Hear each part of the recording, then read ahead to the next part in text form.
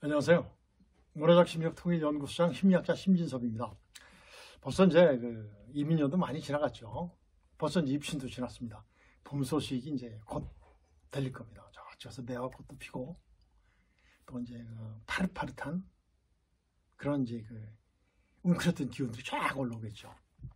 자, 오늘 주제는 진짜 여러분들께 말씀드리는 그 주제 잡기가 참 어렵더라고요. 근데 다행이죠, 다행. 제 방송을 이렇게 아주 굉장히 청취하고 저한테 힘을 북돋아주는 그런 청취하는 분이 있어요. 그분이 이제 저에게 질문을 했습니다. 남북 통일, 문화적 심리적 통일, 참 정말 자기도 됐으면 좋겠다는 거예요.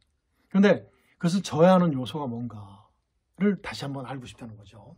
왜? 그래서 오늘 주제는 남북 문화 어느 부분이 다른가를 한번 말씀드리고자 합니다. 물론 제가 이 유튜브 방송 시작할 때 초창기 때 남과 북의 차이점에 대해서 쭉 말씀드린 적이 있습니다. 아마 2주에 걸쳐서 했을 겁니다. 근데 그 내용들하고 거의 대동소이합니다.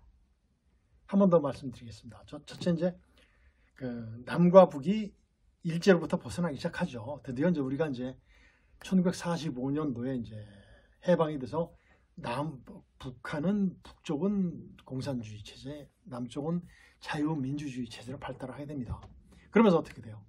그러다 보니까 체제가 상이하지 않습니까? 체제의 상이성에서 이제 비롯되는 이질화가 나와요. 물론 그 전까지는 뭐 별로 차이가 없었는데 남북전쟁, 즉 6.25 전쟁 이후서부터 이제 서로 남은 남, 북은 북대로 자기의 그 방향대로 굉장히 발전하게 됩니다. 그래서 우리는 자유민주주의, 그 다음에 이제 자본주의, 그 다음에 북한은 어떻습니까? 사회주의, 인민민주주의, 이런 식으로 이제 발달이 되지 않습니까? 그래서 이제 바뀌는 거죠. 문화도 굉장히 바뀌어야 됩니다, 문화도. 자, 우리는 어때요? 북한은 어떻습니까? 먼저 북한 얘기하죠. 북한 문화는 집단주의입니까? 개인주의입니까? 집단주의죠. 우리도 이제 사회가 발달하지 않은 나라일수록 집단주의입니다. 집단주의의 문화예요. 그런데 대한민국은 어때요? 개인의 자율성과 창의성을 굉장히 중요시하는 그런 요인으로 굉장히 발달이 되죠. 벌써 차이 나는 거예요. 그리고 우리는 어때요? 한국 문화는 문화의 다양성이지 않습니까? 외국에서 모든 것 그것이 발달되니까 어떻게 돼요? 우리 방탄소년단이라든가 우리의 문화가 전 세계를 이렇게 처음 이렇게 선도하는 그런 문화로 나가는 것이 바로 문화의 다양성을 될 수 있어요. 그런데 북한 문화가 세계를 선도합니까? 계속 침체되어 있지 않습니까? 이게 바로 뭐냐면 북한 문화의 획일성이죠. 획일성. 탈피하지 못하는 거죠. 독재 정권을 유지하기 위한 모든 사람들을 억압시키는, 즉 조선시대 때와 같은 양반들이 바로 이제 북한의 핵심 계층 200만 명이나 마찬가지예요. 그 사람들의 획일적인 어떤 그런 것들이 만들어낸 결과라고 보여집니다. 그 다음에 세 번째로 뭐를 들 수 있냐면 한국 문화는 개방성이죠. 개방화시키지 않습니까? 북한은 어떻습니까? 폐쇄성이죠. 북한이 문화를 개방시키면 어떻게 됐습니까? 이미 민주주의가 됐죠. 이미 민주주의 아닌 자유민주주의가 됐죠.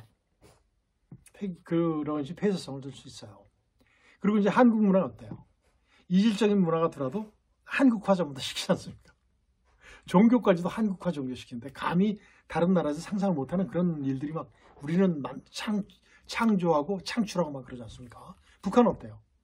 북한은 아마 폐쇄성, 그 다음에 유일사상 뭐예요? 주체사상, 유일사상 때문에 그 문화를 받아들일까요? 포용력이 없어요. 그런 것들 때문에 또 이렇게 이질화가 났을 겁니다. 발달의 차이는 상상 못하게 벌어지죠. 그 다음에 이제 대한민국은 어때요? 문화가 이제 창의적이고 독자적으로 막 발달을 하죠. 근데 북한은 어때요? 국가에서 통제를 합니다. 국가에서 통제를 해요. 자, 하다못해 노래를 하지 않습니까? 유행하는 유행가라든가 이런 노래는 노래방 가서 부르면 탈북하신 분들하고 부르면 노래 잘한다는 분들은 가성을 써요. 한국 사람들은 어때요? 아니지 않습니까? 한국 사람은 자기 목소리 그대로 반영하잖아요. 그 들국화 아니 어떤 분 왜 노래 굉장히 다듬어지지 않은 목소리로 해서도 나오는데 굉장히 많은 인기를 끌었던 이런 것들이 바로 이제 그런 좋은 예라고 할 수 있겠죠. 그다음에 이제 근대화 과정에서 비롯된 것이 바로 있어요. 되게 어때요? 한국은 교육 수준이 어떻습니까? 굉장히 높죠. 전 세계에서 가장 높은 나라가 대한민국입니다. 교육 수준이 높다면 잠재 역량이 커진다는 소리예요. 북한은 어때요? 아니죠.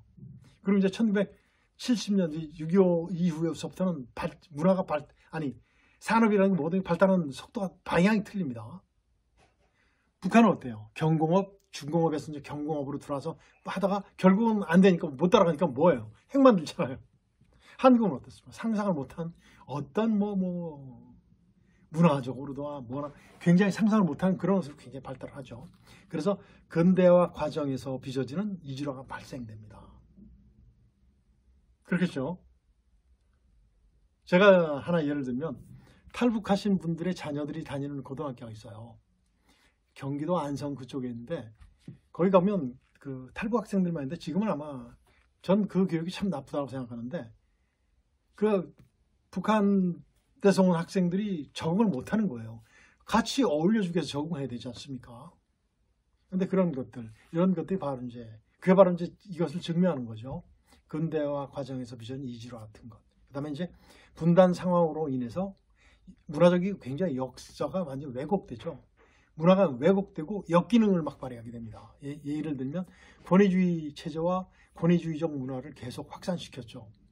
대한민국도 마찬가지입니다. 최근에 이제 지금이 이제 거의 벗어나는 현상이지만 얼마 전까지만 해도 그렇지 않습니까? 권위주의적 문화를 유지하고 있었죠. 저희 대통령 하시는 분들이 대개 정권을 잡은 분들이 권위적으로 가려고 그래요. 지금도 그러지 않습니까?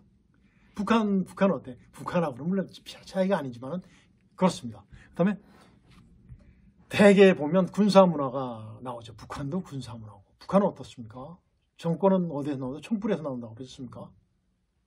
그렇죠. 군사 문화가 이제 확산이 되죠. 뭐 군사 문화가 나쁜 것만 있는 건 아닙니다. 굉장히 우리의 사회를 이렇게 굉장히 신축성 있게 해주는 그런 문화들도 군의 문화들이 굉장히 많이 있어요. 그런 것을 왜곡해서 얘기하는 분들도 있는데 대개 군대 안 갔다 온 분들이 하는 얘기들이죠. 그리고 이제 그러다 보니까 남과 북이 이렇게 되다 보니까 외국에서 보는 해외에서 보는 대한민국은 불안하다. 전쟁에 불안이 있다 해서 어때요? 그런 것들이 있습니다. 그러니까 디스카운트 효과라고 그랬죠. 다원주의 약화를 될 수 있다. 다원화되지 못하는 거죠. 특히 북한은 어떻습니까? 그렇죠. 남과 북의 차이가 바로 우리는 다원화될 수 있는데 우리는 지금 극복을 했습니다. 그런데 북한은 아직도 극복을 하지 못하고 있습니다. 그 다음에 이제 남북한의 대립과 냉전 문화는 우리는 같은 동포인데 적으로 보잖아요. 우리의 적은 누굽니까? 북한 동포들은 적이 아니에요. 절대. 북한 동포들을 꽉 잡고 있는 노예로 부리고 있는 김정은이를 포함한 핵심 계층들이 우리의 적이죠. 빨리 제거돼야 될 대상들이죠. 북한은 대한민국을 뭐로 봅니까? 그들은 적화 통일의 대상으로 대한민국을 보고 있죠. 이런 문제 보는 것. 그러다 보니까 어때요? 자기의 권력을 정당화시키는 그 이념 교육으로 쫙 이렇게 도구로 전락하다 보니까 문화가 이렇게 왜곡이 되게 됩니다. 그 다음에 또 어떻습니까? 이런 것들 때문에 이제 나타나죠. 그래서 대개 보면 북한 주민들의 그 사회심리 특성을 보면 대개 이제 6가지로 나눌 수 있는데 극도로 통제된 그 사회적 획일적, 집단주의적 사고가 일반적이다. 그 다음에 북한은 계층이 있다고 그랬죠. 핵심 계층, 기본 계층, 복잡 계층. 그래서 계층별 특성이 반영된 자포자기적 무사 안일주의가 만연하고 있겠죠. 그렇죠. 그 다음에 이제 자기 표현 방법이 소극적이죠. 그 다음에 피동적이죠. 하라면 하죠. 우리 이제는 말할 수 있다 뭐 이런 것들 북한 탈북자들 하는 프로그램들 보면 그 사람들은 말 잘하죠. 깊이 들어가면 못해요. 아무것도 없어요.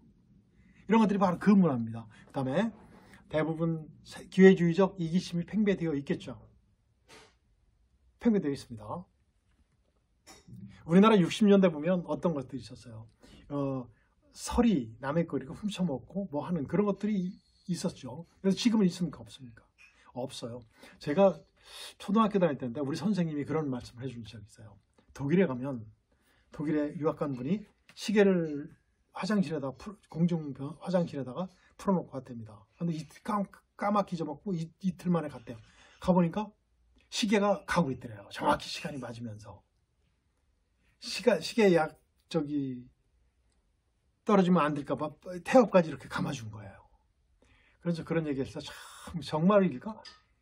에이 아닌 것 같은 이런 식으로 제가 생각을 했었는데 지금 우리 사회 그렇지 않습니까? 길거리에 내 것이 아닌 거 떨어졌으면 잘 안 주잖아요. 주어도 경찰서에 가서 신고하지 않습니까? 이런 것들. 이게 이제 남과 북의 차이점이에요. 북한도 이제 빨리 통일되고 주민들의 욕구 발달수준이 높아지면 우리하고 똑같아지겠죠.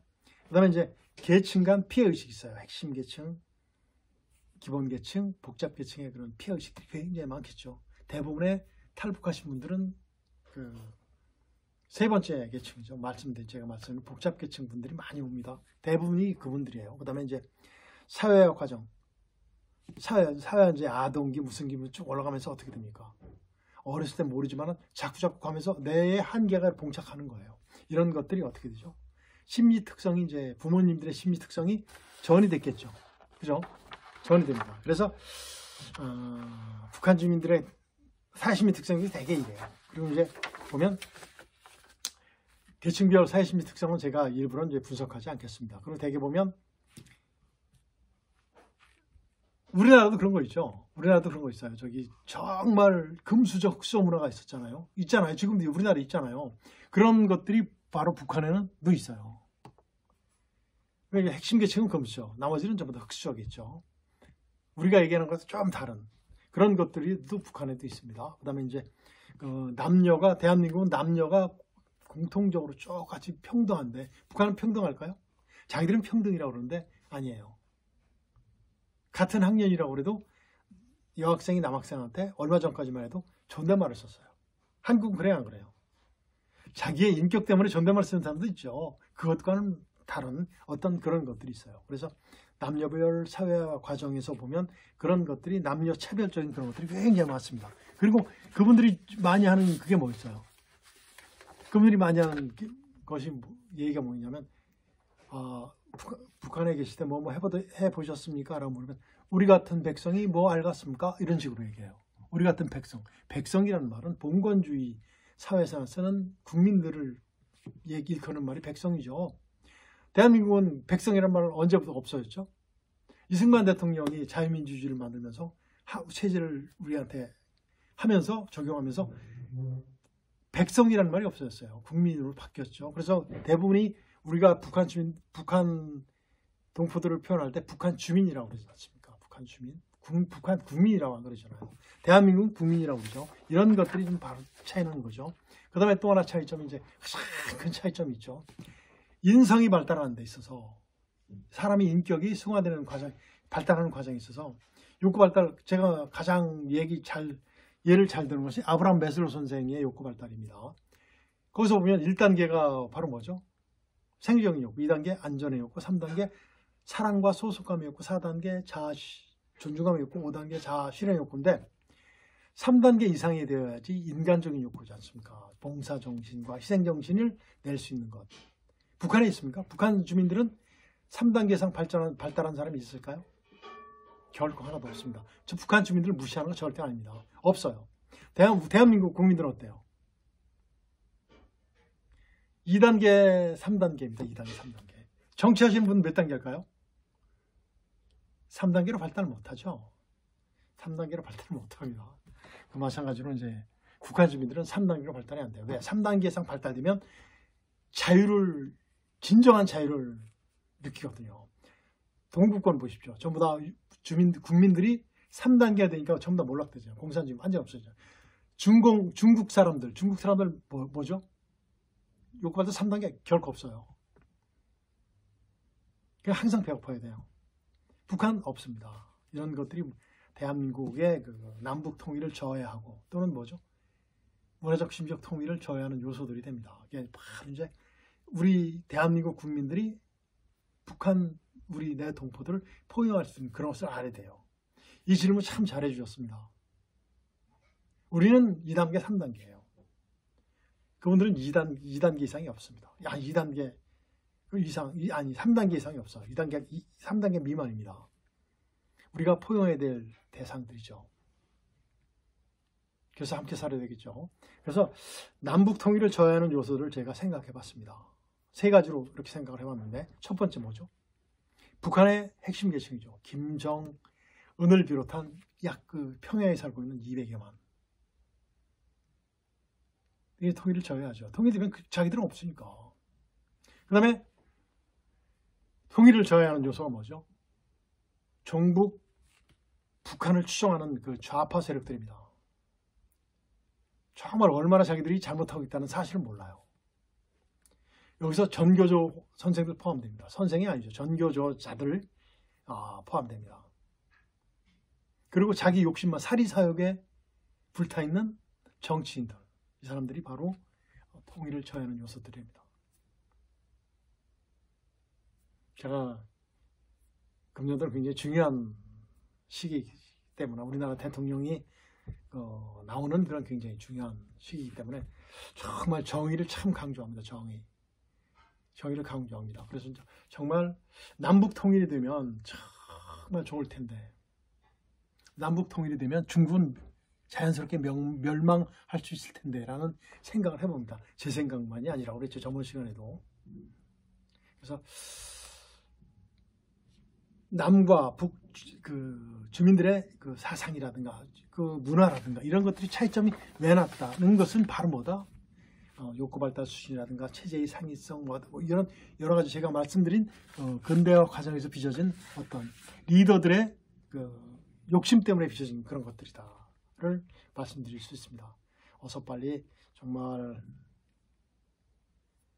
잘 코로나도 빨리 없어지고 남과 북이 정말 멋있게 돼서 남북 통일이 이루어졌으면 참 좋겠습니다. 그래서 금년도에 대통령도 정말 멋있는 분이 뽑혔으면 좋겠습니다.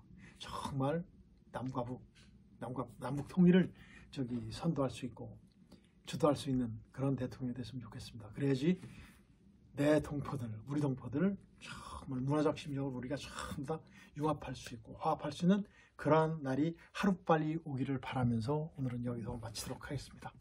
안녕히 계세요.